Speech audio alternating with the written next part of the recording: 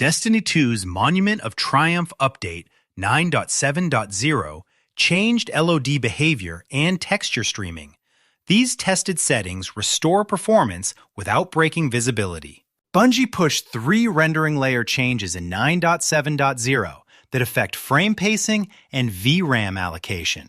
First, the LOD transition distance for environmental geometry increased by roughly 30%. Rocks, columns, and decorative assets in Paleheart zones now hold high-poly models farther from the camera before swapping to lower detail meshes. This looks slightly sharper at distance, but forces the engine to manage more triangles per frame. Second, texture streaming now preloads one additional MIP level for character armor and weapon models to support the new Monument of Triumph shader system, which uses higher resolution normal maps. On GPUs with 8GB VRAM or less, this causes visible texture pop-in as the streaming system. Destiny 2's graphics menu has 17 adjustable sliders, but only 3 of them account for the performance delta introduced in 9.7.0. Start here before touching anything else. Environment Detail Distance controls the LOD transition point Bungie extended in this patch. The default is now high, previously medium in most configs. Dropping it back to medium restores the old pop-in distance and frees 12 to 18 frames per second on mid-range GPUs without affecting combat readability. You're not sniping environmental rocks. Texture quality governs the MIP loading behavior that now prefetches higher-res armor normals. On 8GB cards, set this to medium instead of highest. On 12GB plus cards, leave it at highest. You have the. Once the big 3 are dialed in, 5 additional settings offer 2 to 6 frames per second each if you need to squeeze closer to your monitor's refresh rate. Ambient occlusion can drop from HDAO to SSAO. Destiny 2's HDAO implementation is screen space anyway, not true geometric AO, so the quality delta is a slight reduction in shadow contact depth around armor crevices.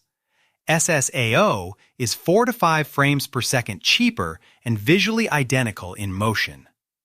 Depth of field, the menu calls it DOF intensity, adds a subtle blur to distant geometry when aiming down sights. Bungie retuned the blur radius in 9.7.0 to be slightly more aggressive, which costs an extra 3 frames per second. Setting DOF Destiny 2 scales well across GPU tiers, but 9.7.0 tightened the performance bands. Cards that previously cruised at 1440p high now need setting adjustments to maintain smooth frame pacing. The GTX 1060 6GB, a legacy workhorse, measured 66 frames per second average at 1440p high pre-patch and now dips to 54 frames per second with 9.7.0 defaults. Applying the medium environment detail plus medium shadows combo brings it back to 62 frames per second, close enough to the old baseline. The GTX 1070, which hit 82 frames per second average at 1440p high, drops to 68 frames per second on new defaults, but recovers to 79 frames per second with the 3-setting tweak. If you're targeting 1440p 144Hz, you need a. Destiny 2 exposes a handful of console variables, CVARs, through the cvars.xml file in the game's install directory, but Bungie actively discourages editing it. Most variables are either ignored by the engine or cause crashes if set outside expected ranges. The 2 that do work and survive patches are render scarce, duplicates the in-game render resolution slider, so redundant, and FOV offset, adjusts field of view by plus or minus 5 degrees beyond the menu limit, useful for ultra-wide users, but not a performance lever. The widely circulated Disable Dynamic Resolution CVAR, Dynamic Disrupting 0, was patched out in Lightfall and now does nothing. For advanced users chasing every last frame, the only reliable path beyond. Destiny 2 supports all 3 major upscaling standards. DLSS RTX GPUs, FSR broad compatibility, and XS ARC plus some NVIDIA AYMD cards.